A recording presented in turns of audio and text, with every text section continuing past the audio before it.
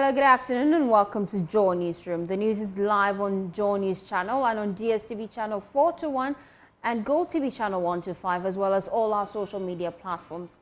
Coming up this afternoon, the Ghana National Fire Service records a total of 2,764 fire incidents between January and April 2024, with 92 deaths. We have details as the figures shows an increase in fire outbreak as compared to last year.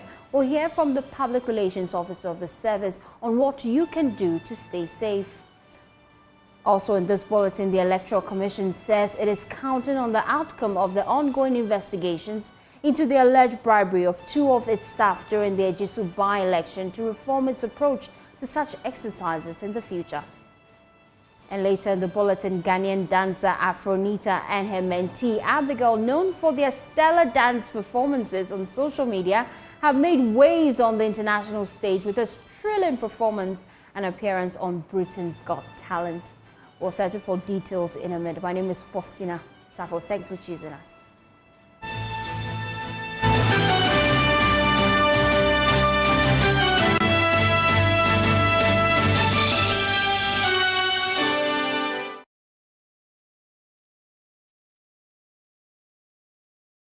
Thanks for staying with us. Now we start with the Ghana National Fire Service because they have recorded a total of 2,764 fire incidents between January and April 2024. The figure shows an increase in fire outbreaks as compared to the 2,683 fires reported during the same period in 2023. Now, there are 747 injuries and 92 deaths during the same period.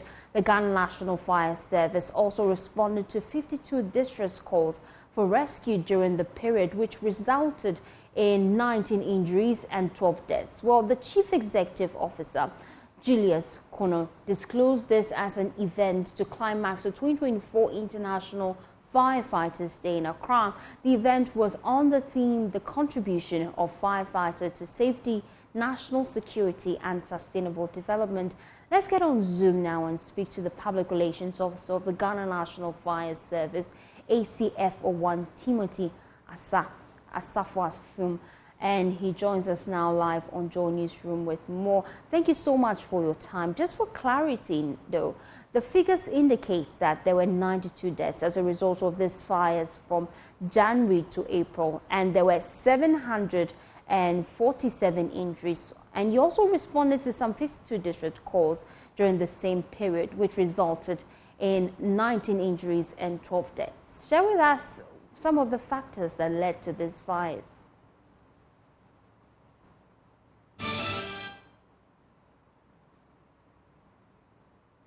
Well, you have to unmute so that I can hear you clearly.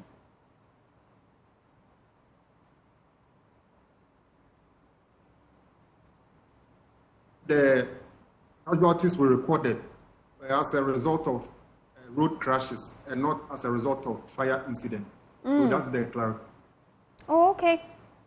Interesting.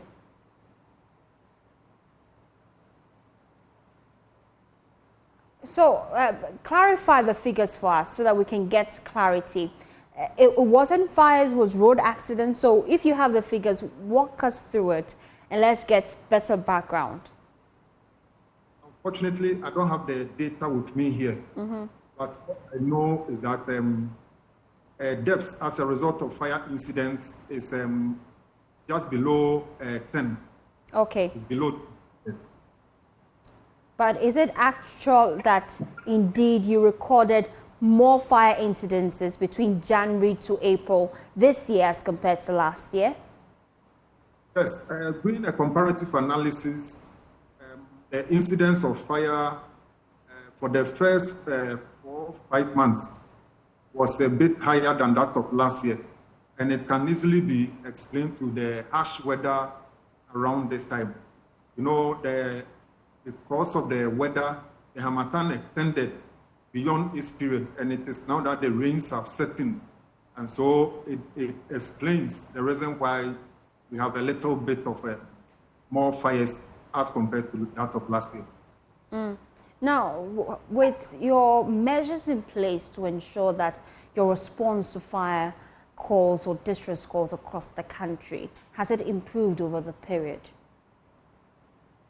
Yes, it has improved, but we have some major challenges on the ground. The challenges we have on the ground is that most of our fire appliances are very old and they need replacement. And as we wait for government to give us the replacement, what happens is that we spend a lot of money maintaining the ones that we have presently. And so we are spending a lot more money in maintenance than as usual. And so every money that we comes to us, the priority is given to maintenance of our appliances. And so that is the major challenge that we face on the ground. We hope that action will be expedited so that the new equipment comes in so that we don't spend much more money on maintenance. But what's the state of our fire hydrants across the country? Because in most cases, when there are distress calls, there are concerns that they do not have water even to actually douse the flames. What's the state of fire hydrants across the country? You paint a picture for us. Yes, we have some very good number of hydrants across the country. Close to 3,000 fire hydrants dotted across the length and breadth of this country. However, the problem is that our main stakeholder, that is Ghana Water Company, has a challenge, and therefore that also transcends to us getting water for our operations. You know, the Ghana Water has been complaining, and as a result of that, they ration water. And so what is happening is that if in my area today, water is being rationed here and I don't have water, it means if any fire incident occurs here, we are not going to get water to do our operations. And so that is the situation, and it cuts across the country. So the situation is dire, but it is not hopeless. Mostly, we are in link with Ghana Water, so that if there is any major incident that we need a lot more water, then we ask them to divert water to where the incident is for us to get water. So for now, that is the solution that we have put in place to ensure that we get adequate water for firefighting. But I think going forward, as a nation, we must also resource those who supply the water for us so that they can provide adequate water for firefighting as well. Let's talk about the health of your fire personnel. Sometimes there are concerns that when they get on the ground, they do not have enough safety equipment to do their job. There's also another concern about the fitness of some of these individuals on the ground. Sometimes they are overweight, making it difficult for them to do the job. What's the procedure now when it comes to selecting individuals who are on the ground for the fire service? Right. So we have a procedure of putting people into the service. And once you have spoken about the fitness, I will go straight to that point. We select people that we deem fit for our work. Once we do the physical selection, they also go through the medical aspect as well. So once the confirmation comes that they are fit for the job, then they are taken on and go through the normal training programs that we go through before they pass out to be firefighters. Now, you cannot silence somebody because whilst in the service, he has put on excessive weight. What we do is that they must be fit at all times. And so they go through fitness programs all of the time. The job itself is very tedious, and if you are not fit, you will be found wanting on the ground. And therefore, we do not joke with the fitness of our firefighters. You may see some, they may not be firefighters, or maybe medical checks have indicated that they are no more fit for actual firefighting. So they may be used for other operations of the service, which may not be firefighting, actual firefighting. And so we have people doing other aspects of our job. But if you are doing actual firefighting, then you must be fit by our standards before we send you to the field. The fact that we're recording more fire incidents this year as compared to last year is quite worrying. So what measures can we put in place to prevent some of these fires? Already, we have rolled out massive education programs across the length and breadth of this country. What we do is that we do trend analysis of the incidents that occur. And then based on that, we craft messages that will go out to educate the public on. And so every time we get analysis of the trend, so that based on that, messages are crafted for educational purposes. And that is the reason for which we are always interested in finding the causes of these incidents so that we can use that to craft our messages for the public. And so as I speak with you, we have a lot more personnel who have been taken on to the field for fire safety education, and it is ongoing based on the causes of incidents that we have recorded. Thank you so much for your time here on Joy Newsroom. We're speaking to the Public Relations Officer of the Ghana National Fire Service. Let's do some other stories now. The Deputy Chief Executive Officer of the National Petroleum Authority, Linda Santi, says about 18,000 people die yearly in Ghana from excessive smoke from cooking using firewood and charcoal. She said the smoke continues to pollute the air, whilst trees which could have filtered the air is being cut down. The Deputy CEO made the remarks at a sensitization forum on the cylinders recirculation model in Tamale. Authority brought together a cross-section of residents of Tamale to discuss the cylinders recirculation model, educate them on the use of liquefied petroleum gas LPG, and also promote LPG use as an alternative fuel use. The residents asked questions ranging from the price to its safety.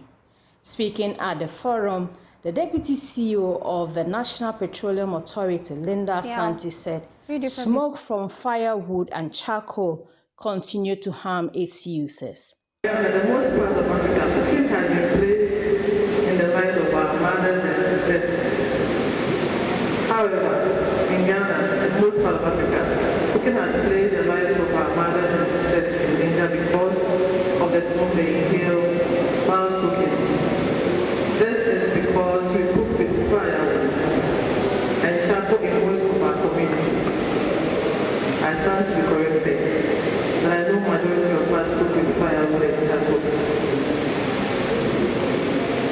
The smoke from cooking with firewood and charcoal causes heart diseases.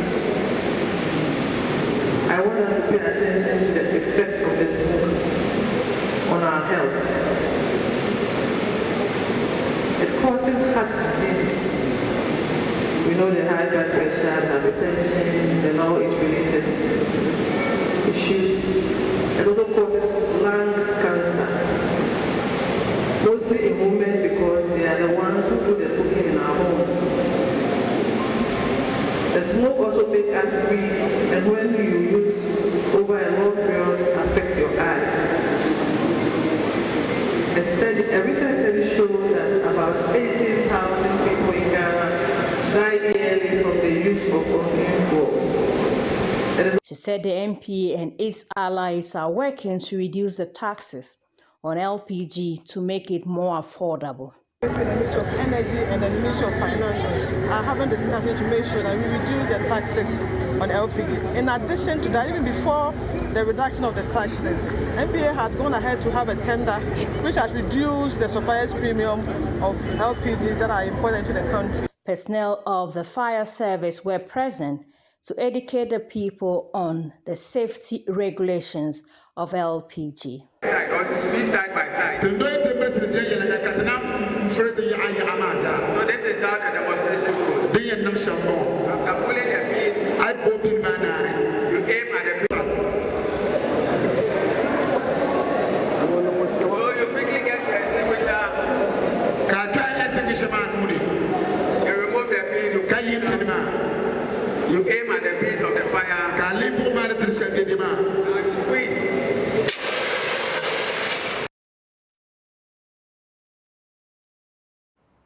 Let's shift our attention now to election-related stories because the Electoral Commission says it is counting on the outcome of the ongoing investigations into the Ejisu by-election alleged bribery of 2 of its staff to reform its approach to such exercises in the future.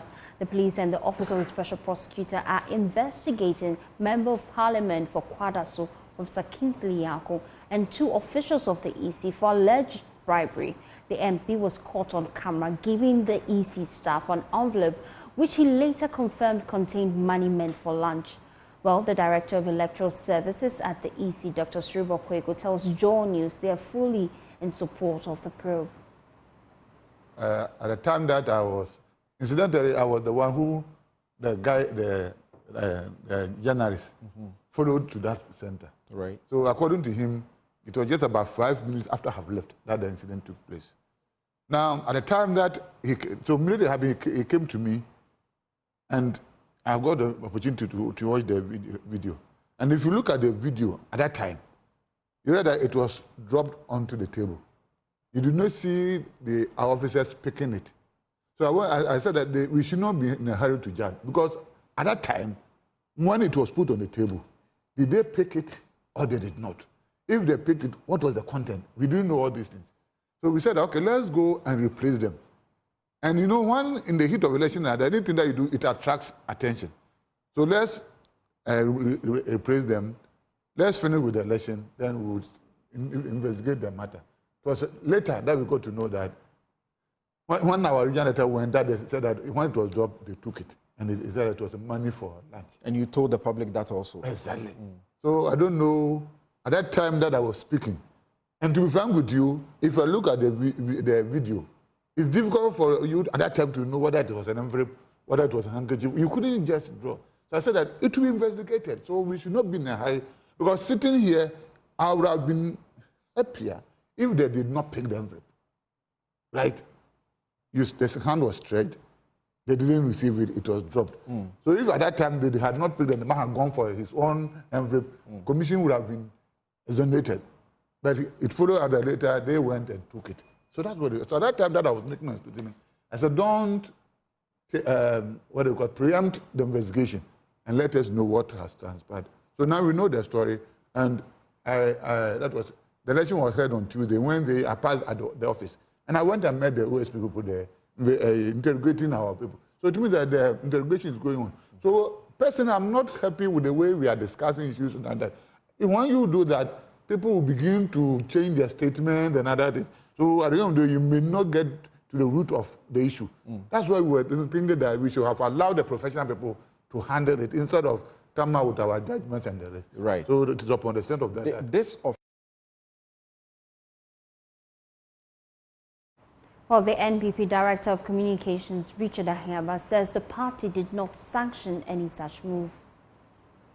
This is our constituency to win. And so we invested considerably for purposes of winning the election. I don't see the place where we would have done all that work only to want to use money to induce people's votes. What I know may in some cases be considered will be, transportation, providing transport to bring people back and forth, especially the aged. But that is not what is being published in social media to have happened. But these monies that people are saying, I don't think that the party had any plans to do that. The party didn't organize anything to do that. Now, if individuals did that out of their own volition, that is not sanctioned. The track record of our party. We believe in one man, one vote. So any facilitation that will go against the proper conduct of election, I don't think that the party will sanction. And so to the extent that these things remain social media, not social media, evidence. Our reporters actually captured the voters. Yes, I'm saying that, but then they didn't say Richard gave it to me, right? They say somebody gave it to them. Who is that person? We don't know who. And it could well be these people posturing, because this political environment is festered with all sorts of machinations. So individuals could come up from the woodwork and do this and go and take this camera. I can tell you that similar things happen in Asinov where people are saying, oh, we're flashing money up. They pointed to someone in a white vehicle who is a government official. Okay, well, the police should find out who the person is. And then we can begin to have a substantive conversation. Otherwise, what this is before us is speculation. And I can tell you that people are capable of putting this up.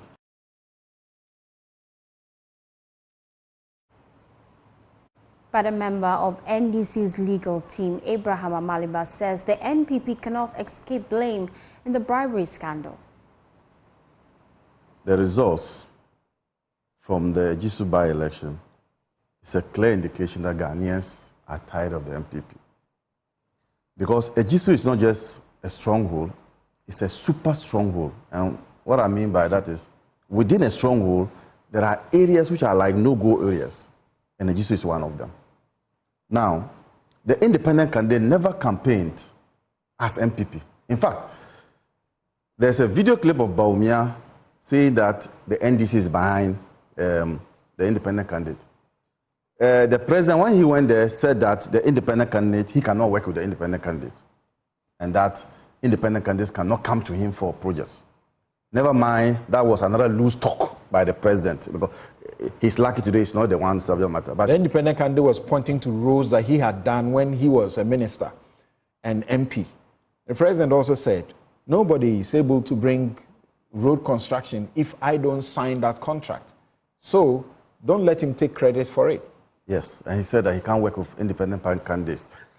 My point about the president's conduct is that it is becoming clear that he does not live by his oath to do good to all manner of persons. For him, you must be a party person to benefit from the country's resources. But that's not the point. The point is about the independent candidate who never campaigned on the ticket of the NPP, as Ihagba is saying. He campaigned on his credibility. Whereas the NPP descended in that constituency with national security, every government official was at the place. Nonetheless, you struggle to win. So it's a clear indication that the people of this country are no longer going to be hoodwinked by your machinations. But the vote buying, I saw three things. I saw three types of vote buying. The first one has to do with money that is distributed to, those who were there to vote, the voters. That's the first one. The second one is money distributed to election officers, as you saw in the video. There's evidence of only one instance. We can't tell, because that's what we capture. Indeed, this would have gone unnoticed, but for your cameraman who unconscious, because he was not also capturing that incident. That's right. But so we can't tell. Then the third one is distribution of the desperation that has now caught up with the NPP, such that apart from now inducing voters with money, we are beginning to induce voters with Can this be believable? It cannot. It cannot. And that a party will be distributing weed. Yes. Is it believable? Would you like to project that further?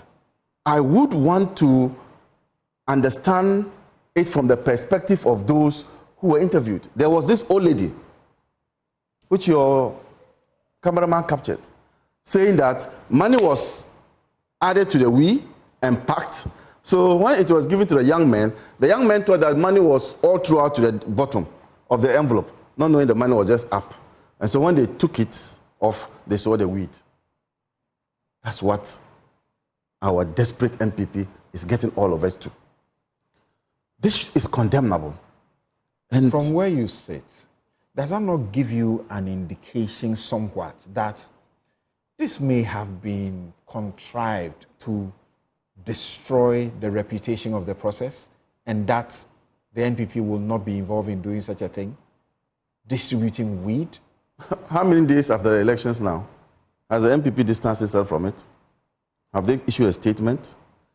Have they issued a statement even condemning the actions of their MP? Have they? They've not done that. So, if you've not done all this, to distance yourself from all these ills, whom else do we have to attribute these ills to?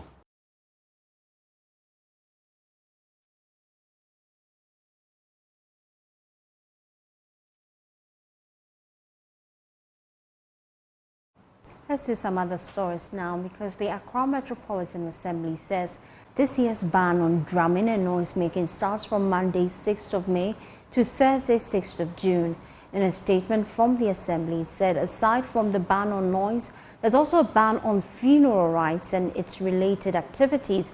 On your screens now is a statement released by the Assembly, and it's a long one. Let's take it step by step. It says, during the period of the ban, churches are expected to carry out their activities within their premises and refrain from the use of musical instruments. Number 2, the positioning of loudspeakers outside the premises of churches, mosques, pubs are banned. Roadside evangelists are to cease their activities during this period. It also says religious bodies and the traditional authorities must show respect for one another and restrain their followers from making derogatory and inflammatory remarks about the beliefs and practices of one another. Other guidelines by the Ghana Traditional Council includes a ban on funeral rites and their related activities, apart from an identifiable task force that consists of AMA personnel, the Ghana Police Service, and representatives from the Traditional Council with tags. No other person or groups of persons should be seen or found enforcing the abatement of noise in the metropolis. And that statement is signed by Gilbert Ni Ankra, Head of Public Affairs for the Metro Chief Executive. Now, thankfully, he joins us here live on Joe Newsroom. Gilbert, tell us more about this ban on funeral. And for most people who may have done their preparation for funeral rites, does this mean it all has to come to an end? Thank you very much for the opportunity, and good afternoon to your church. The guidelines released by the Ghana, it was quite clear that they are part of the police towards this ban up though issues affect right and burial itself during this period not allowed. So we want this opportunity or if upset state this black man not like the bring the body the house for that direct from the hospital to the burial down, but not back to the house to any right for are banned during this period. And you made mention about of the fact that people have already said that I said earlier on. This is something that is being done. The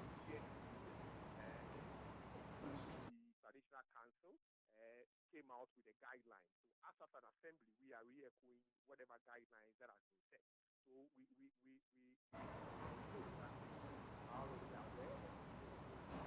Gilbert, I'm struggling to hear you, but then let's find out. Another paragraph in your statement makes reference to the people that are supposed to enforce this ban on noise.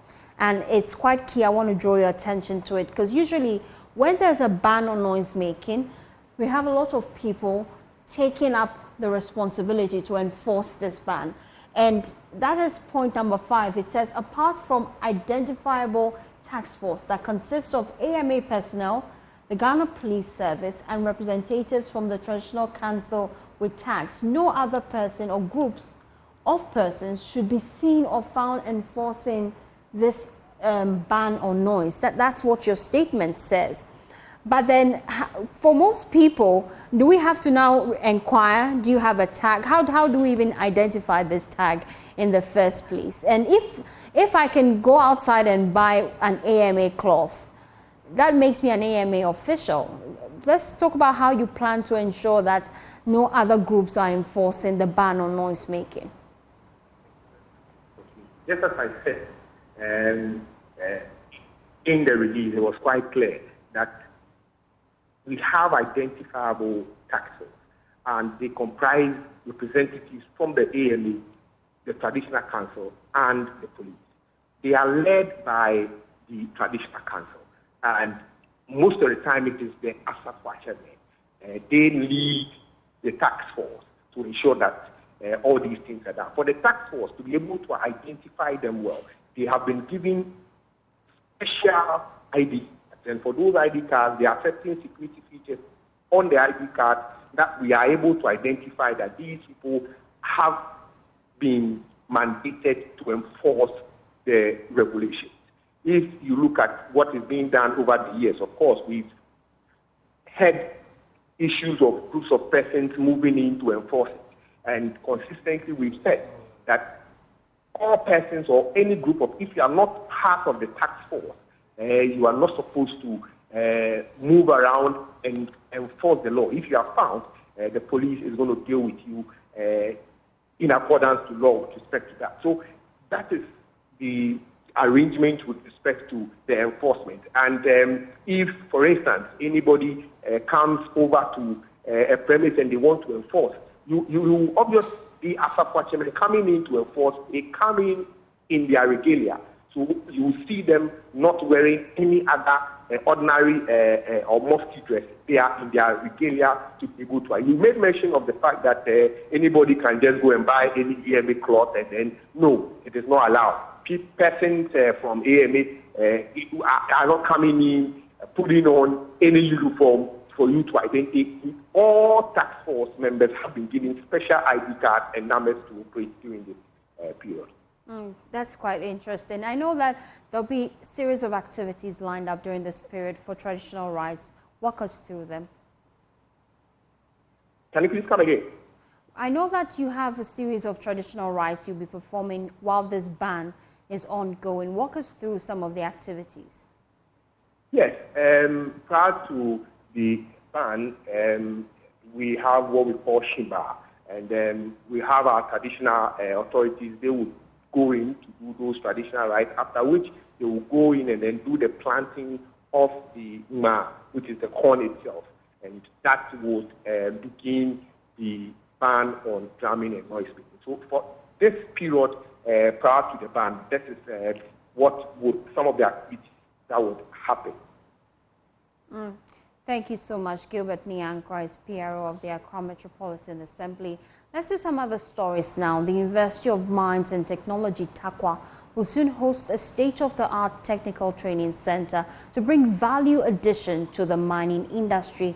The facility, which is constructed by the Minerals Income Investment Fund, is targeted at improving the human capital in the mining value chain. Speaking at the sword-cutting ceremony of the facility, scheduled to be completed within the next 8 months, President Akufo-Addo said the establishment of the center underscores government's commitment to developing a robust and sustainable mining industry.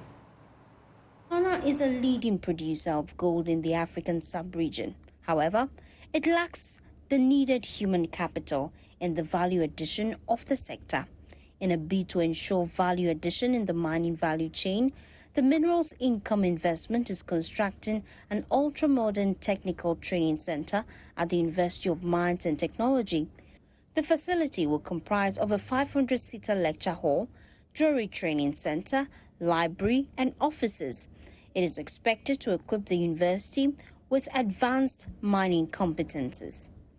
According to President Akufo-Addo, investment in education and skill development will catapult the nation to attain advancement in mining trajectory.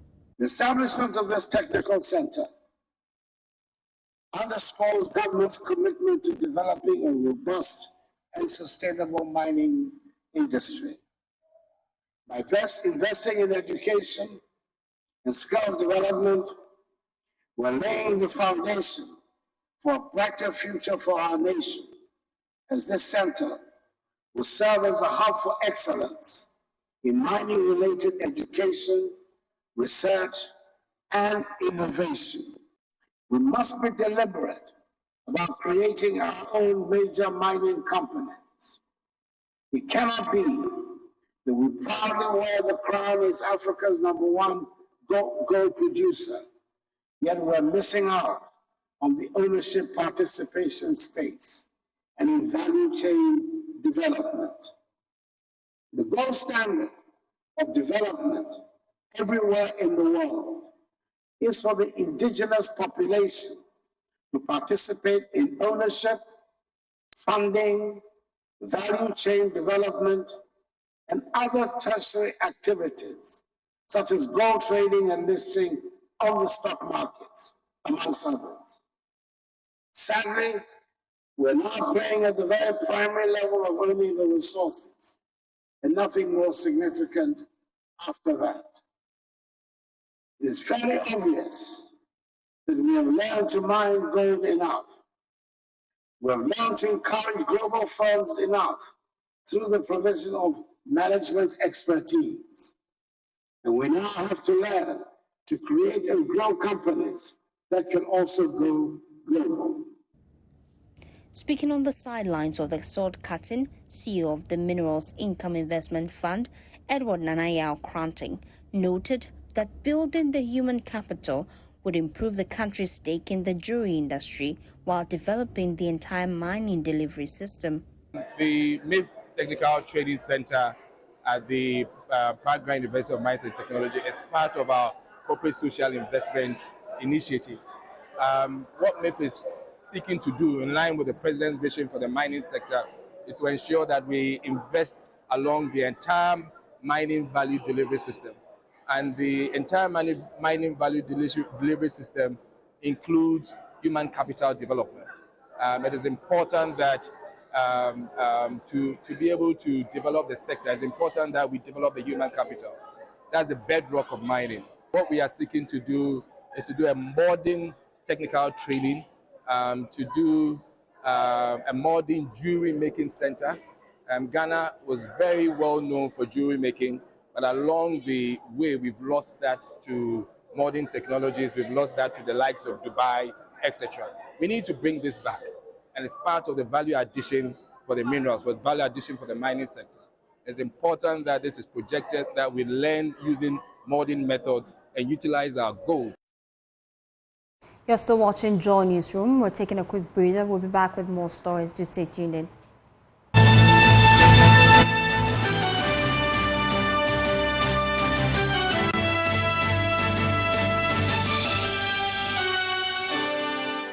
Thanks for staying with us. Let's do some health stories now. Over 24,000 new cases of cancer are recorded annually in Ghana, with more than half of patients losing their lives, mostly victims of breast, liver, cervix, prostate cancers are top of the list. Now, the City Cancer Challenge Initiative, in partnering with public and private facilities to improve cancer care and treatment in Kumasi, putting up 13 projects, including equipping laboratories, training professionals, and standardizing cancer treatment facilities. And they have completed this across the metropolis to heighten the fight against cancer. There's more in this report by Clinton Yeboah. The Global Cancer Observatory reported that over 15,000 people lose their lives, most of them victims of breast, liver, cervix, and prostate cancer annually. Kumasi, Ghana's second largest city, is making great strides in improving its cancer care and streamlining the patient journey from a point of diagnosis to treatment. The City Cancer Challenge Initiative, implemented in 2018, mobilized a multi-sectorial group of local stakeholders to collaboratively assess, design, and implement cancer care solutions that are tailored to the context of the Kumasi health system. The intervention has increased the chances of survival for childhood cancer patients by bringing timely referrals for suspected cases from 1% to 25%. City manager for City Cancer Challenge Foundation, Abubakar Jaliu, indicated 13 interventions have been implemented across Kumasi health facilities. So 13 projects were completed, and these projects were medical oncology projects. We have the pediatric oncology project. We also have the surgery projects. We also have pathology projects. We have quality of care projects. Several of these projects, we also have cancer, the cancer registry. We assisted in all these projects. So we have interventions that we have done, and under the medical oncology project, we have essential medicine list that was produced. We also have pathology project, laboratory development plans. We have quality control programs that were produced. We have guidelines that were also produced, all for the city of Kumasi. Kumasi is a fertile ground that was ready for this intervention. A workshop was organized to highlight the successes of the initiative and deliberate on shortcomings for future implementations. Healthcare professionals, academia, and civil society gathered to evaluate the city's progress in cancer through the City Cancer Challenge initiative, which has also generated care improvements at a regional and national level. Chief Executive of the Kumasi Metropolitan Assembly, Samuel Pine, who chairs the CCAN Kumasi initiative, says the initiative has come in time to curtail cancer care shortcomings in the health centers. We haven't, because of this program, there have been early detections, and especially cancers in children. And it's amazing, and it's also worrisome because there are children that were not detected early enough. So you look at the numbers and they keep on increasing, yes. But the most important thing, and what is gladding, is that now we have the means available to take them through and treat them for some of these cancers. Director of Africa and Europe City Cancer Challenge, Sophia Bosman Kimjo, disclosed that the preliminary assessment of the role of the challenges of the fight against cancer is ready in the implementation of Phase 2. We don't come with a blueprint, in the sense that what we did in the first place was to ensure that we supported the city to go through a city-wide need assessment to identify what were the needs in terms of cancer care. So we take all of that into account. So I must say that we're very grateful for the level of collaboration, because we have seen tremendous, commitment from local stakeholders. Some stakeholders also shared their assessment. Reporting for Joy News, my name is Clinton Yabua. Members of the Ghana Agroecology movement, comprising of 52 CSOs, farmer organizations and producers of agroecology products, are calling on government to suspend the implementation of the commercialization of 14 novel genetically modified products. The group, at a stakeholder meeting in Techiman, affirms its position that GMOs are no solution to the fight against hunger in Africa, and the move will make smallholder farmers lose their livelihoods, since the imported materials will replace their produce and productive activities. Nana Sabit has more in this report. The Ghana Agroecology movement is calling on the government of Ghana to suspend the implementation of the commercialization of the 14 novel genetically modified products, comprising 8 maize and 6 soybean products. These are members of the Ghana Agroecological Movement calling on stakeholders in Ghana's agri sector to suspend the implementation of the commercialization of the 14 GMO crops, which according to them will make farmers dependent on multinational corporations for seeds and inputs. The group says despite a release by the National Biosafety Authority which seems to indicate that the 14 GM products are to be imported for food, feed and processing, thorough discussions need to be considered on the health implications on the consumer. Wilberforce Latte is the Deputy Executive Director for the Center for Indigenous Knowledge and Organizational Development. The NBA has only registered 14 GM products to be imported into the country for food, feed and processing. This uncertain situation calls for thorough discussions of the health implications on the Ghanaian consumer. Why should we be importing GM products when we have all it takes to adequately provide for ourselves?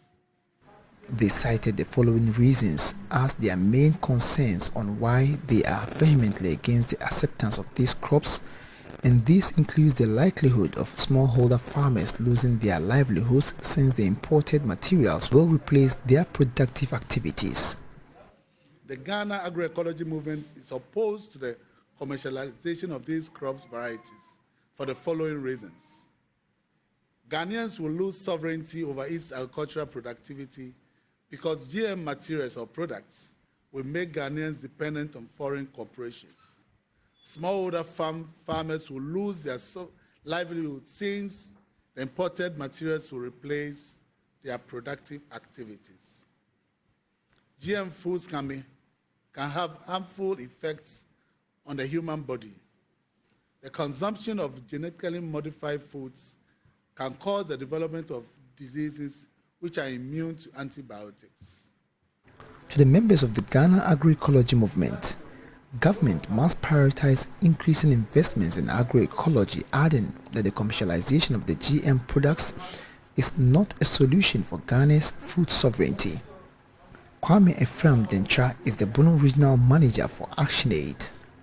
For us, GMOs are not the solutions because we think if we intend to, or as a nation, we promote these GMOs commercialization, the farmers, especially the smallholder farmers, will lose control over the production, food production chain. They lose control. They will depend